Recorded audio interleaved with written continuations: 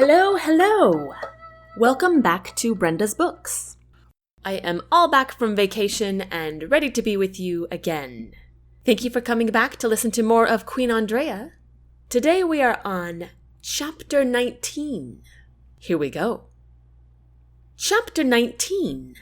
Painting with the Pretentious. The Queen and the Prince mused about who would have possibly followed them into the forest the entire horse ride back to the palace, but came to no firm conclusions. As they passed the sitting room, Andraya spotted Lord Martin and Caleen standing in front of a large canvas, resting on an easel. Martin pointed to a nearby flower pot and spouted something about angles. "Oh my, Caleen, how very realistic that looks," Andraya said, admiring the half-finished painting on the page. Caleen turned to face her and curtsied at the same time Lord Martin spun around in haste. "Your Majesty!" the bulbous man cried. He bowed in a hurry. "We have anxiously been waiting your return. I trust you had a lovely ride with the prince," he finished in surprised disparagement. "Yes, I did," Andraya replied, feigning oblivion to the way he eyed Steffan with scorn. The prince appeared not to notice. "Do you have time to sit while I tutor your servant with her artwork? I do recall you promising to be the subject of our painting." Andraya tried not to cringe at the word servant. She stole a glance at Caleen, but she only saw the back of her head as she stroked a thin red line to a flower petal. "Yes, I remember my promise. I suppose now is as good a time as any. What did you have in mind as the background?" "Well, Your Majesty," Martin said, clapping his hands together, "I was thinking you could sit on a chair in front of that magnificent rose garden you have and—" "Never," Andraya said, a little too quickly. Martin paused in surprise. The prince did not look surprised at all, but he still gazed at her with curiosity. The Queen smiled easily. "How about we convene under the large oak on the south side of the stream? Then we can all take to the shade. And I do love the stream," Andraya could not help adding. Martin lifted his chin and tossed his arms in the air as if this idea was revolutionary. "A perfect spot, Your Majesty!" Andraya suppressed a sigh. She was tiring of Martin's dramatics. Steffan rubbed his mouth in attempt to hide his grin.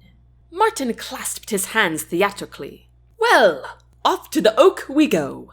He turned to Caleen. "Do follow us with the painting supplies."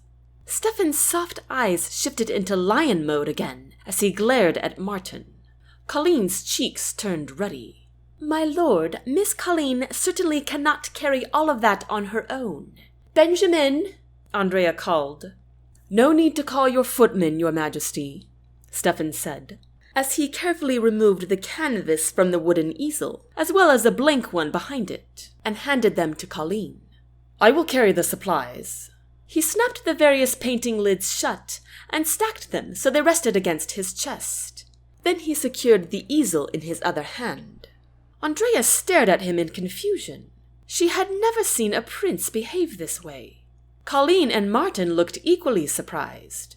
Steffan raised his eyebrows and said, "Shall we commence?" Martin burst into chuckles.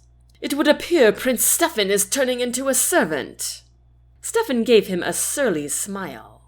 "And what are you turning into?" "Well, I, Martin stammered. "Let us proceed," Andraya interjected, as she motioned with her head toward the door. "Who will carry a chair out for Her Majesty?" said Steffan, looking directly at Martin. Martin threw him a look of contempt. "I would venture a footman would do that," he said with derision. "There is a bench under the oak," said Andraya. "Let us not waste more time." The Queen led the small group out of the palace doors, down the steps, and to the south side of the stream, where instead of meandering cobblestoned paths, there were dirt paths lined with shrubs and trees. Finally, they reached Andraya's favorite oak tree, which towered over them with solid branches overflowing with green leaves. Andraya sat on the wooden bench near the oak's thick trunk. A slight breeze rustled the leaves and gurgled the gentle stream. The sound of it immediately calmed Andraya's mood. The fact that someone had followed her and the prince into the forest almost seemed like a dream now. The prince set up the easel for Caleen, and Andraya was surprised to see Benjamin setting a stool on either side, where Steffan then placed the various paints upon. "Benjamin," Andraya said. Her footman smiled, giving Andraya a knowing look. "I heard you call me, your majesty. Then I saw what you were doing, and I knew you would need the stools." "Thank you. You are the most wonderful footman one could ever have." Benjamin grinned, then bowed. "Good luck, Miss Caleen." Caleen nodded, but kept her eyes glued to her new blank canvas, as if she were studying it intently. "Well, what are you waiting for?" said Martin to Caleen. "Go ahead and start." Andraya cringed internally again.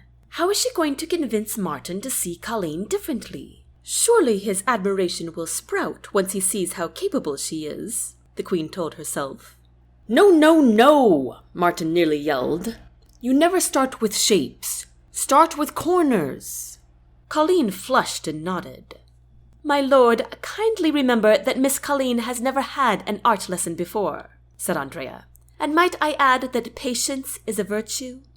Martin cleared his throat, then bowed. "Yes, your majesty, forgive me." "It is not I who needs an apology." Martin clenched his jaw, but he turned to look at Caleen. "Forgive me." Caleen glanced up at him and blushed when she met his eyes. Martin gave her a kind smile. "See like this."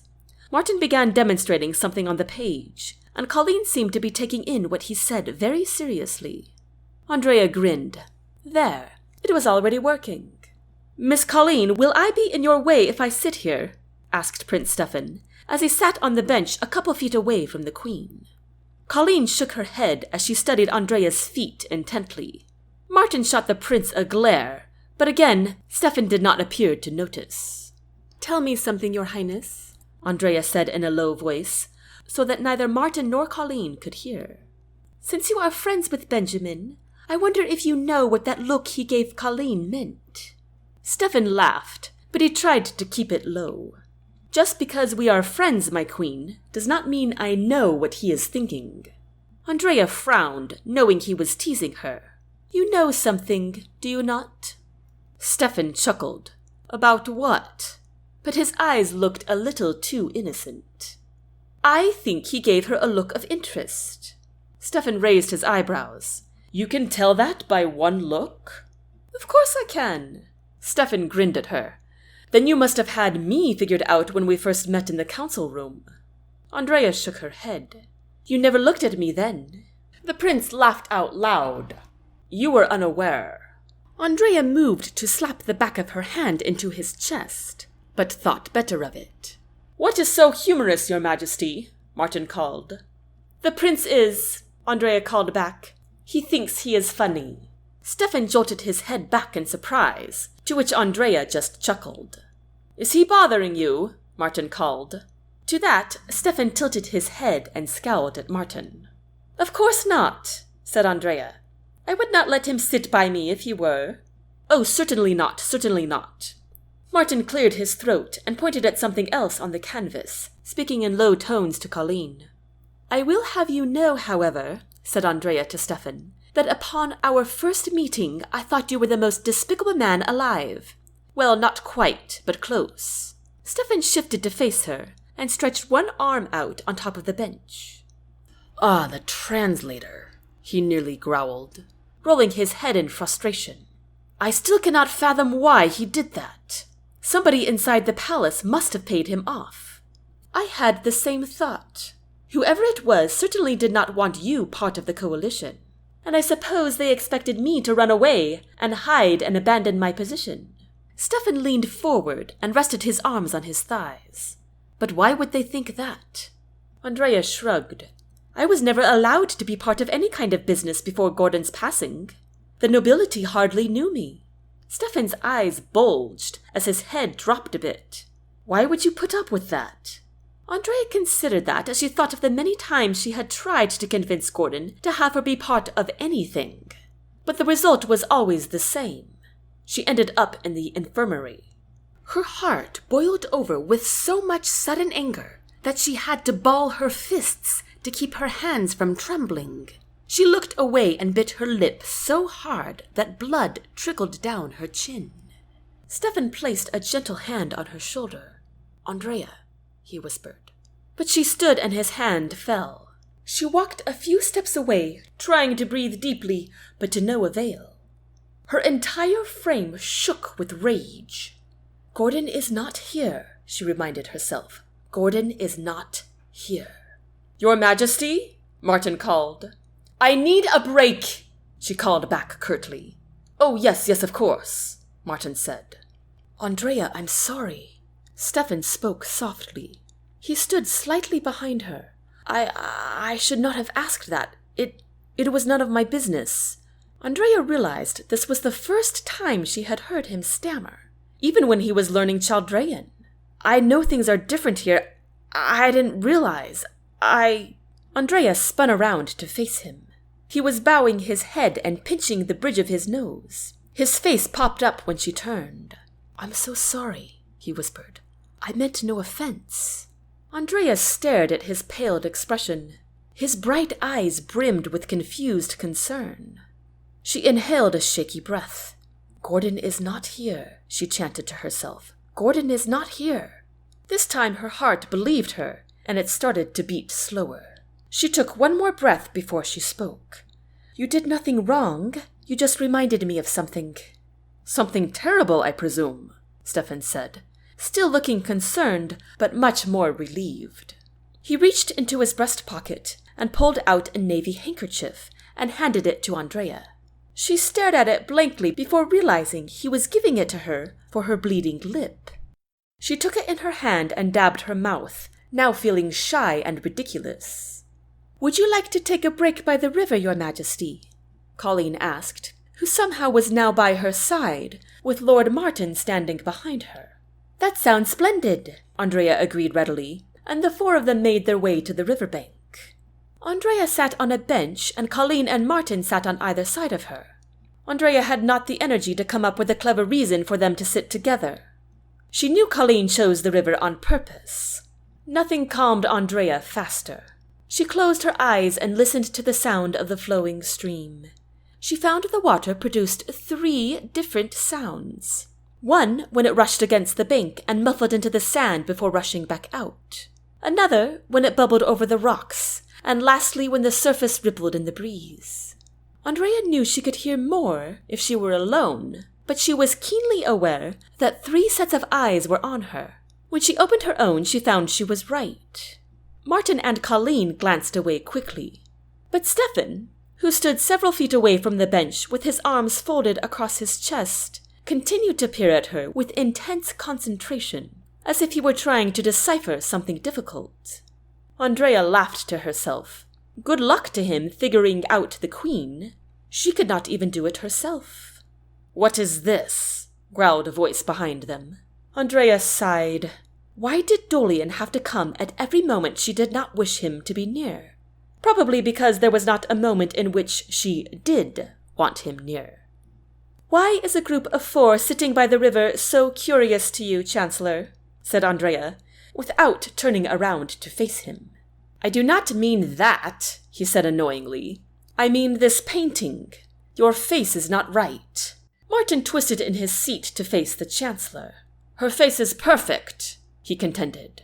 "I agree," said Steffan, still not taking his eyes off the Queen. Andraya replied with a small smile. "No, it is not," said Dolion. He held the canvas in his hands and pointed. "Look at her lips. They are not full enough." Martin glanced back and forth between the Queen and the painting several times in a row. Andraya could not muster the strength to give him more than an irritated sideways glance. Finally, Martin grumbled, "I dare say you are right. But I am not the one who did the actual painting," he added defensively. Before Andraya could retort, Dolion said, "That is right. Blame the pupil. How mature. Besides, what makes you think you have expertise in this subject? The Queen should be teaching her." "I do not paint, Chancellor," said Andraya, still looking forward at the river. "Nonsense," said Dolion. "And I do have expertise," said Martin, on the defensive again. He shifted so that he was facing Dolion directly. "I studied in Bastira for months." Bastira, of course! Dolion laughed out loud. So the only real education you have is how to be a prestigious fake. Martin stood in haste. You Chaldrayans could learn a thing or two about propriety, he yelled. Andraya grimaced. Martin's words cut her deep. He was absolutely right. But how was she supposed to fix decades of rude culture? Dolion laughed again. We do not need a culture where propriety takes precedence over education. And clearly it works. We are the wealthiest island kingdom. You would realize that if you had half a brain. Andraya stood and faced the Chancellor. It only takes half a brain to insult someone, Chancellor. She was surprised to see Hudson standing behind him, looking ready to pounce. Had he been with them all along? She assumed he had. He was obviously exceptional at his duty to be able to conceal his massive self. Ah, Your Majesty, Dolion said with a bow. We left on the wrong foot this morning. What can I do to make it up to you? First, you can apologize to Lord Martin. Martin straightened his cravat and beamed at her appreciatively. Dolion frowned, but he glanced at Martin and said, My apologies, my lord. If you added sincerity, that would be nice, said the Queen, but I realize that might be asking too much of you. I was sincere, Dolion growled. Andraya rolled her eyes. Then tell me the purpose of your visit. Was it simply to inflict insults? Dolion chuckled. Not at all. He straightened his cufflinks as he said, If that were my purpose, I would have started with the Prince of Deldria. Steffan smirked, and Dolion gave him a churlish grin. What is it then? Andraya asked. Dolion grinned, smoothing out his handsome face. Cook said dinner is ready. I would like you to join me. Andraya cocked her head. I do not take demands, Chancellor, remember? Dolion threw his head back to look at the sky before meeting her gaze again. He forced out a heavy breath. My queen, would you do me the honor of joining me for dinner? And that concludes Chapter 19. I hope you come back next Thursday for Chapter 20, where you will hear all about how Andraya handles Dolion. Ha ha ha. If you want to find out more about Brenda's books, you can visit brendasbooks.net. Until next time, take care.